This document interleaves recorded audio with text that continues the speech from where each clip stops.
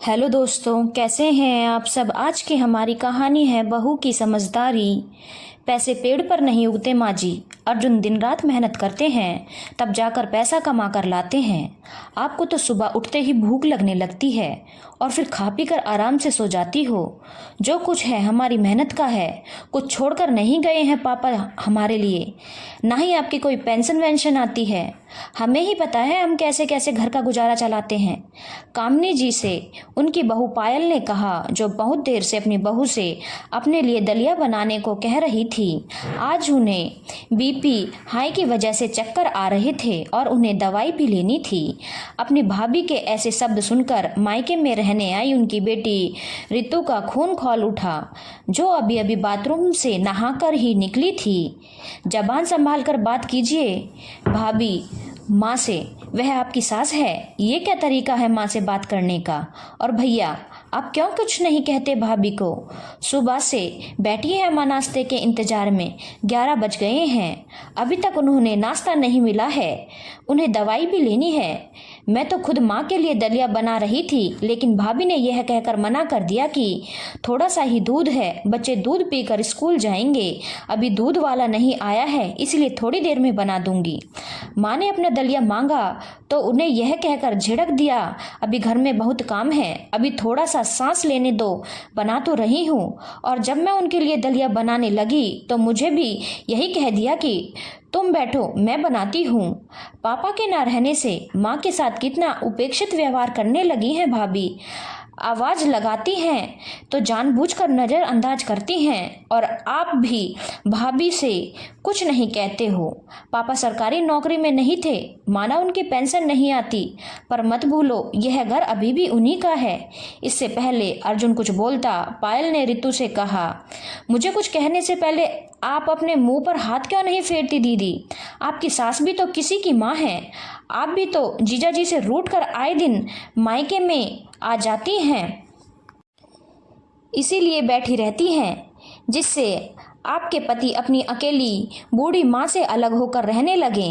आपके ससुर तो सरकारी नौकरी में थे और आपकी सास की तो पेंशन आती है।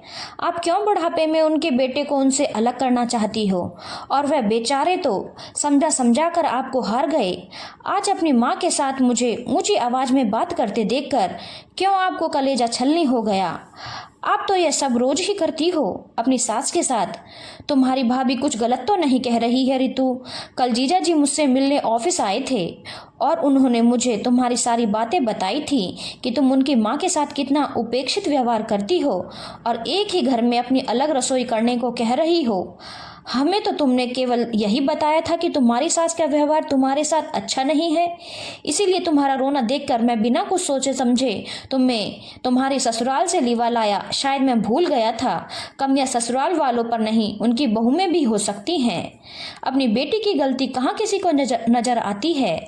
मैं सपने में भी नहीं सोच सकता था मेरी बहन अपने पति को उन्हीं की माँ से अलग करने के लिए उनके साथ दिन रात कलेश करती हैं, और जीजा जी जैसे देवता इंसान हमसे भी कुछ नहीं कहते। आज मैंने ऑफिस में उन्हें फ़ोन किया था तो वह रो पड़े, तब मैं ही उनसे मिलने उनके ऑफिस पहुंच गया और उनसे ही यह सारी बातें पता चली। मैंने ही कल ऑफिस से आकर माँ को सारी बात बताई थी। हाँ रितु, तुम्हारा भाई सच कह रहा है। मुझे अपनी परवरिश पर बहुत घमंड था कि मेरी बेटी ससुराल में बहुत अच्छे से रह रही है।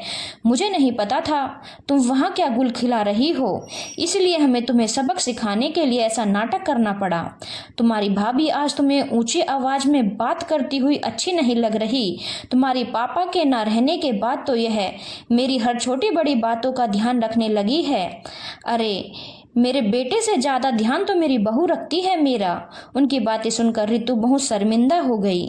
शायद आप सच कह रही हैं माँ, मुझे अपनी माँ का दुख तो दिख गया, लेकिन अपने पति की माँ का दुख नहीं दिखा। सही ही किया आपने मुझे आईना दिखाकर। मुझे सुमित से माफी मांगनी होगी। अब मैं कभी उनसे अलग होने के लिए नहीं कहूंगी। मुझे माफ कर दो भाभी। आप भी। मुझे आज अपनी गलती का एहसास हो गया है।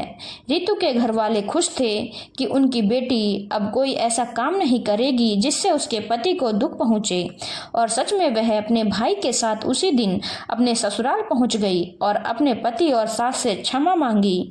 रितु के पति उसे देख देखकर मुस्कुरा रहे थे। जैसे उन्होंने चाहा था वैसे ही हुआ था। अब घर में कभी तनाव का माहौल ना हो शायद। धन्यवाद दोस्तों। अगर आपको कहानी अच्छी लगी हो तो चैनल को लाइक, शेयर और सब्सक्राइब करना ना भूलें।